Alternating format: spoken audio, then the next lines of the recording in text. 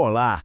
Bora decifrar o primeiro grande manual de poder econômico da história, uma estratégia que, literalmente, construiu impérios e que, de certa forma, ainda dita algumas regras do jogo que a gente joga hoje. Vamos mergulhar no mercantilismo. Essa era a pergunta de US$ 1 milhão. Ou melhor, de 1 milhão de moedas de ouro para reis e impérios.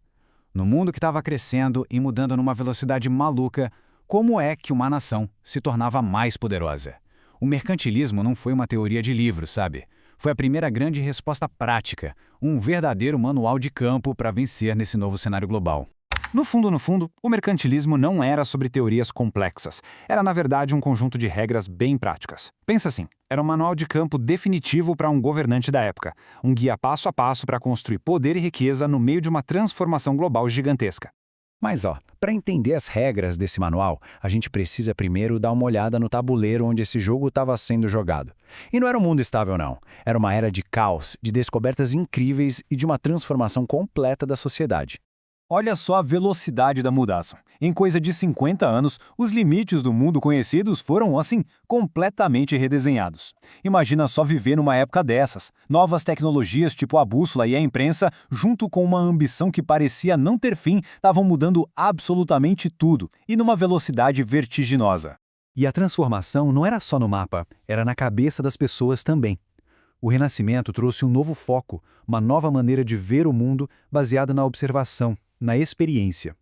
E com a invenção do Gutenberg, as ideias começaram a se espalhar como fogo, mudando para sempre como as pessoas se viam e viam o universo. E ao mesmo tempo, estava rolando uma revolução cultural. A reforma protestante, principalmente com pensadores como Calvino, criou uma nova ética de trabalho. De repente, buscar o lucro não era mais visto como pecado. Pelo contrário, era quase um sinal de virtude. Ficar parado era condenável. O trabalho duro, esse sim, era glorificado. E para fechar esse pacote de mudanças veio a parte política. Aqueles reinos feudais todos fragmentados deram lugar ao que a gente chama de Estado moderno. Pela primeira vez na história, existia um governo centralizado, forte bastante para organizar os recursos de uma nação inteira e colocar em prática estratégias econômicas gigantescas. O resultado econômico de tudo isso? Uma virada de mesa completa. O ouro e a prata que simplesmente jorravam das Américas mudaram o centro do comércio mundial. Durante séculos o poder estava ali, no Mediterrâneo. De repente, ele se mudou para as nações do Atlântico. Lisboa, Londres, Amsterdã, essas se tornaram as novas capitais da riqueza global. Então, nesse cenário de mundo novo, de cabeça para baixo, surgiu uma nova estratégia. Um manual de instruções bem claro sobre como vencer nesse novo jogo global. Vamos ver quais eram as regras? E as regras do jogo eram brutalmente simples. Regra número 1. O único objetivo é a riqueza da nação. Ponto. Regra número 2. O caminho para isso é o comércio exterior. Exporte o máximo que puder e importe o mínimo possível. Traga o dinheiro para dentro de casa. E regra 3, a mais importante de todas, riqueza se mede em ouro e prata. E por fim, o dinheiro em si se torna o centro de todo o universo econômico. Essa ideia, que a gente chama de metalismo, era a base de tudo.